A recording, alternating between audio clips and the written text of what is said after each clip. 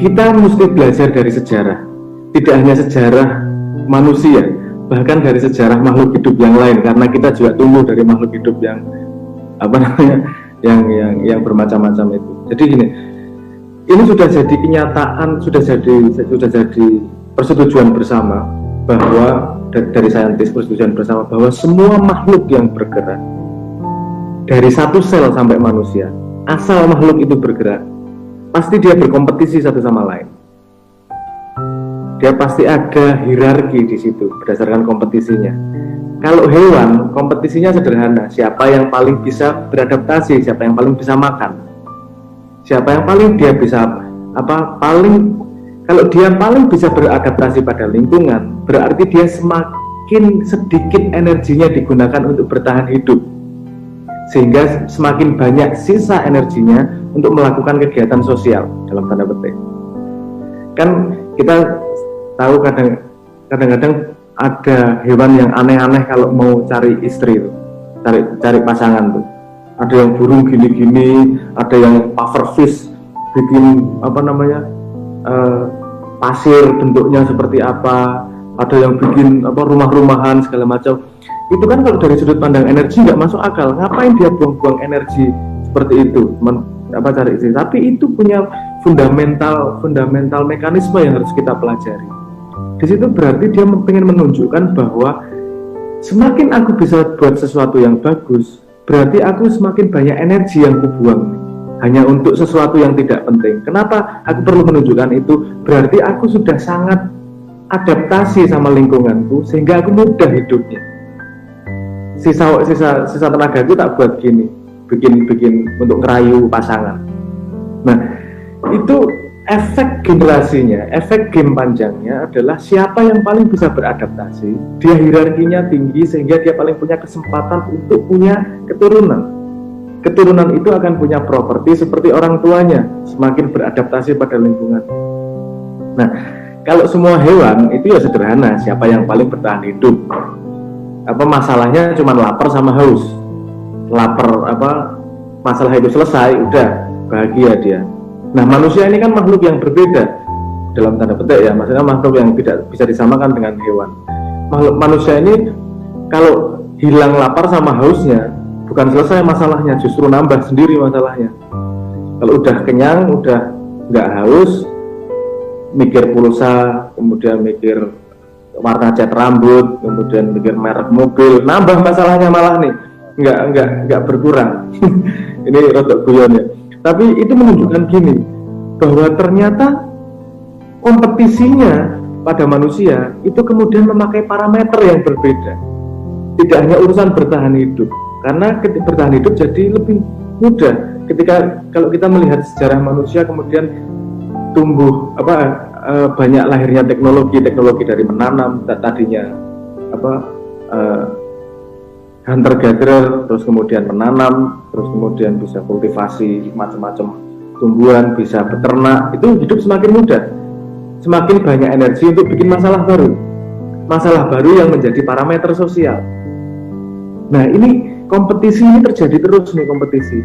Kemudian pertanyaannya adalah kompetisinya atas parameter apa? Karena bukan lagi pada parameter bertahan hidup.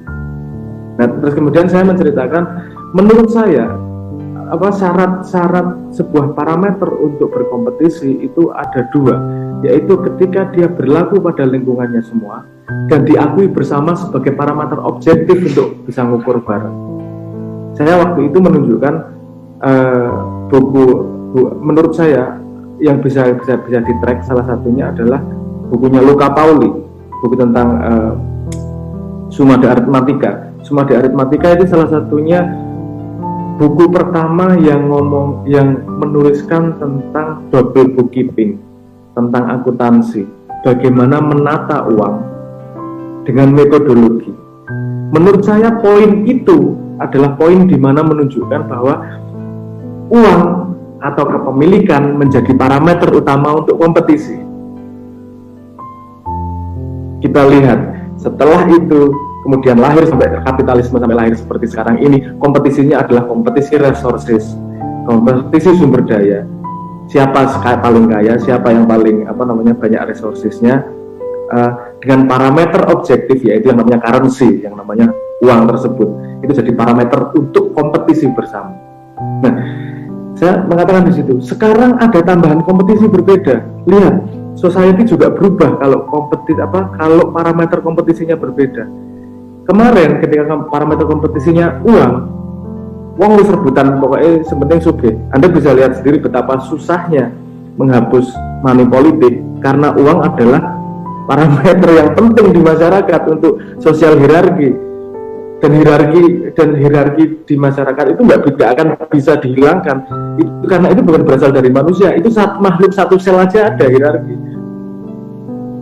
itu parameter yang bersamaan dengan diversity, dengan perbedaan. Kalau orang berbeda pasti ada hierarki, tinggal dikasih parameternya. Ada 10 orang kumpul, dikasih parameter, siapa yang paling tinggi, pasti ada hierarkinya. Yang paling tinggi sampai paling pendek. Siapa paling ganteng, mesti ono hierarkinya, paling ganteng sampai paling remuk. Itu jadi apa namanya? Saya tidak bisa ngomong bahwa hierarki dihilangkan, tapi bisa direlatifkan dengan banyaknya hierarki yang terjadi. Misalnya gini, ada contoh lain, ada sebuah peradaban, menurut saya gini,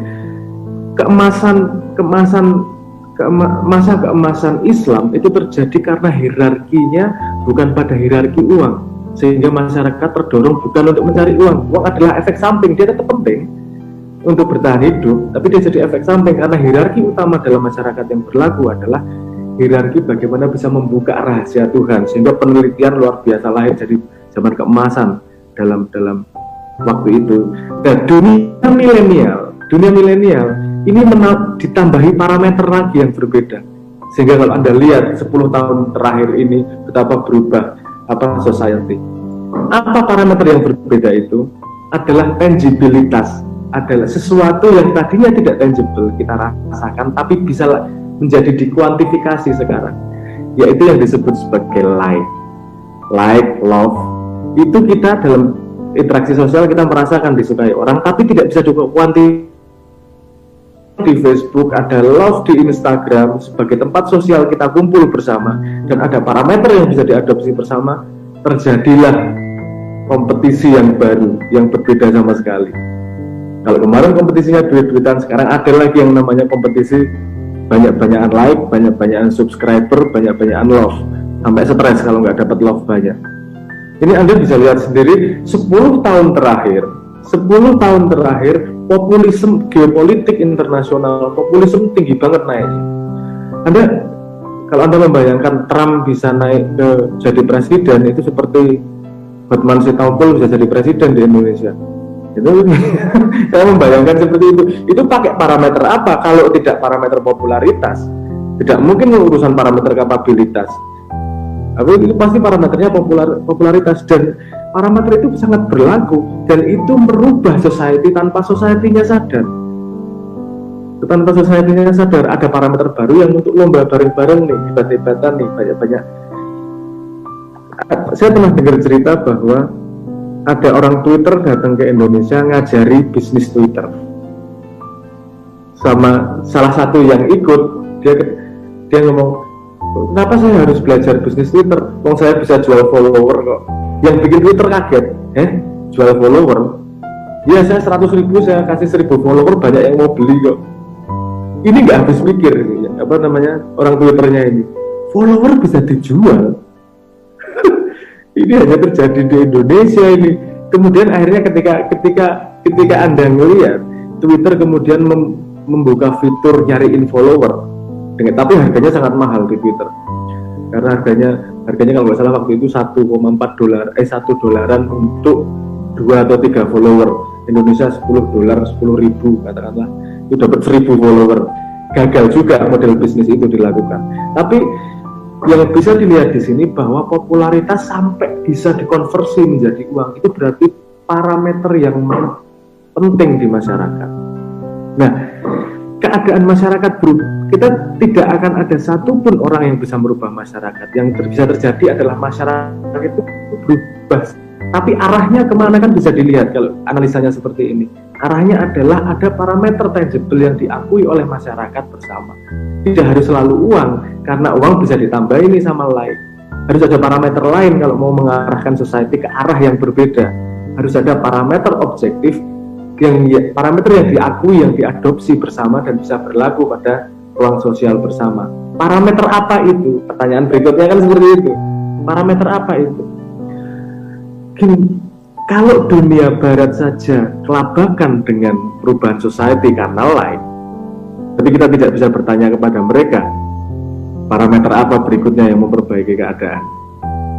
Kemudian di presentasi itu kemudian saya ngomong, mau tidak mau saya belajar ngambil pada konsep agama karena premis agama adalah dia berlaku sepanjang zaman.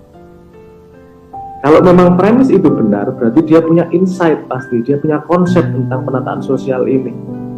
Nah kemudian saya mencoba mencari di agama, boleh nggak sih berlomba-lomba? Ternyata boleh berlomba-lomba di agama, tapi spesifik.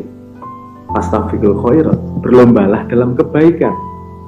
Apa itu yang baik? Kan kita tarik kemudian yang bermanfaat, berarti orang yang mendapatkan manfaat, berarti yang memberi manfaat adalah orang yang berbuat baik.